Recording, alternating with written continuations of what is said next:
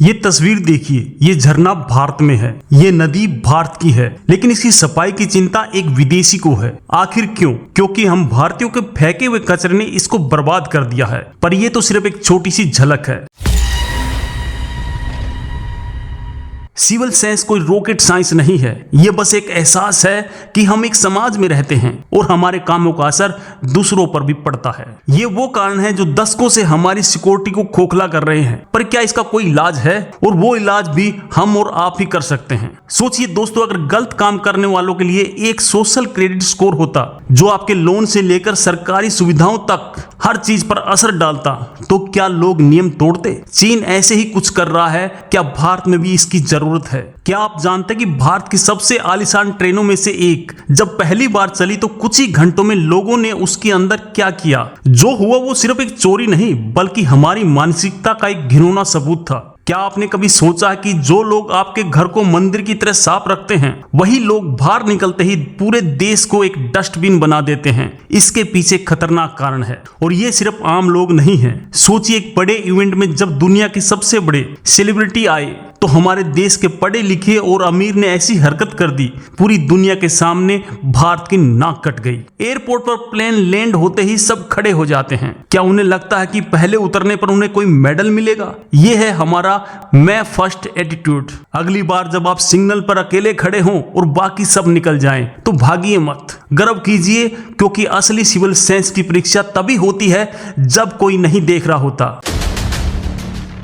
यही वजह है कि ट्रैफिक पुलिस न होने पर हम नो एंट्री में घुस जाते हैं और पकड़े जाने पर कहते हैं पता नहीं था यहाँ पुलिस होगी। मतलब आप रूल सिर्फ सजा के डर से फॉलो करेंगे। अगर ये डर खत्म हो जाए तो क्या हमारा देश पूरी तरह से अराजकता में डूब नहीं जाएगा? सोचिए, बिना किसी नियम पर हमारी सड़कें कैसे दिखेंगी? हम अपनी बाइक को मेरा मानते हैं, इसलिए उसको साफ रखते हैं, लेकिन सड़क को हमारा यानी सरकारी मानकर गंदा छोड़ देते हैं। हमें ये मानसिकता बदलनी होगी।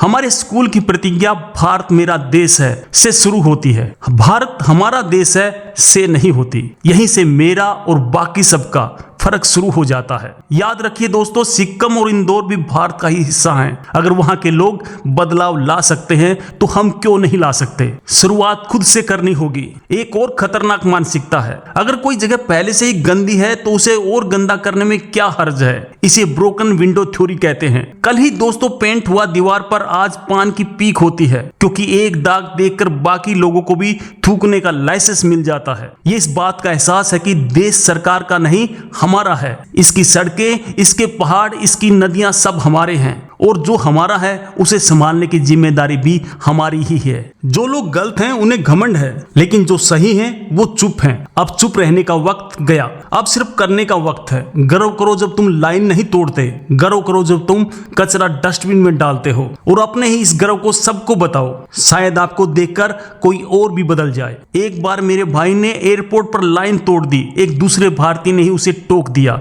क्या किसी दूसरे देश में भी ऐसा ही करोगे? वो एक सवाल मेरे भाई के लिए शर्मिंदगी का सबक बन गया। हमें एक दूसरे को आईना बनाना होगा। इसके साथ ही दोस्तों, नियमों को तोड़ने पर सख्त फाइन लगाना चाहिए। सिर्फ फाइन ही नहीं, बल्कि उनकी फोटो और नाम पब्लिक में डिस्प्ले होना चाहिए। जब शर्म का डर होगा तभी लोग सुधरेंगे। सड़कों पर थूकने से लेकर ट्रैफिक सिग्नल तोड़ने तक हमें लगता है कि ये छोटी सी बात है, लेकिन यही छोटी बातें मिलकर एक ऐसी वजह बनती हैं जिसके कारण दुनिया में भारतीयों को इज्जत नहीं मिलती। जो लोग अच्छा काम कर रहे हैं उनको इनाम मिलना चाहिए। स्वच्छता सर्वेक्षण एक अच्छा कदम है, लेकिन हमें गंदगी फैलाने वालों के लिए भी अवार्ड शुरू कर देने चाहिए। सबसे गंदा अवार्ड का खिताब देकर शर्मिंदा करना भी बहुत ज्यादा जरूरी है। जापान में बच्चे बचपन से ही अपने स्कूल की सफाई खुद करते हैं। उन्हें सिखाया जाता है कि यह जगह तुम्हारी है, इसे साफ रखना तुम्हारी जिम्मेदारी है। यही कल्चर हमें और स्कूल में लाना होगा। जब बच्चे सीखेंगे कि ये क्लासरूम, ये स्कूल, ये शहर, ये देश मेरा है, तो वो उसे कभी गंदा नहीं करेंगे। यही हाल हमारे टूरिस्ट स्पॉट का है। लोग खूबसूरत पहाड़ों पर जाते हैं और उसे कचरे के पहाड़ में बदल देते हैं। मानो कुरकुरे का पैकेट फेंकना प्रकृति को चढ़ाने जैसा है। असली सवाल यह है कि हम गंदगी क्यों फैलाते हैं? असली सवाल यह है कि हमें इस पर शर्म क्यों नहीं आती? और इसका जवाब एक ऐसी सच्चाई में छिपा है जिसको सुनकर शायद आप चौंक जाएंगे। ये देखिए, ट्रेन के टॉयलेट में लोटे को भी चैन से बांधा गया है। आखिर क्यों?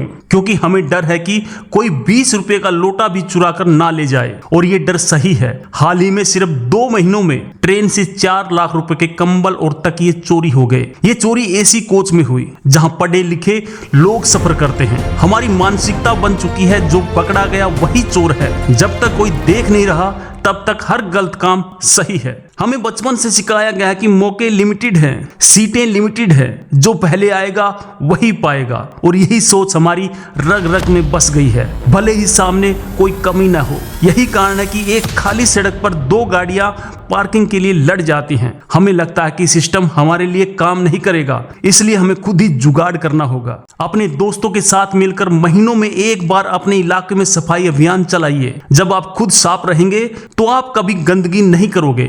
ये सिर्फ एक एक्टिविटी नहीं, बल्कि माइंडसेट बदलने का तरीका है। इसका सबसे बड़ा सबूत है तेजस एक्सप्रेस। दोस्तों, जब ये एकदम नई ट्रेन लॉन्च हुई तो लोगों ने इसमें हेडफोन चुरा लिए और एलसीडी स्क्रीन पर स्क्रैच मार दिए। यहाँ तो दोस्तों सब कुछ साफ था, फिर भी हमने उसे गंदा कर दिया। ये दिखाता कि हम सिर्फ गंदगी देखकर गंदा नहीं करते, बल्कि हम साफ सुथरी जगहों को भी गंदा करने में एक्सपर्ट बन चुके हैं। कुछ लोग तो कहते हैं Indian do not deserve anything good. आपको क्या लगता है? कमेंट में जरूर बताएं। बंबई की लोकल ट्रेन की भीड़ हो या किसी सरकारी ऑफिस की लाइन, हमें धक्का मुक्की करके आगे बढ़ना है। हमें लगता है कि अगर हम रुक गए तो हमारा हक मारा जाएगा। ये कमी की मानसिकता है, जिसे स्कैरसिटी मिडसेट कहते हैं, क्योंकि एक एक करके ही ये देश सुधरेगा। और इस बदलाव की शुरुआत आज आपसे और मुझसे होनी है। अगर आप इस बदलाव का हिस्सा बनना चाहते हैं तो इस वीडियो को लाइक करें और कमेंट में लिखें स्विस सेंस। इसे इतना शेयर करें कि ये हर उस भारतीय तक पहुंचे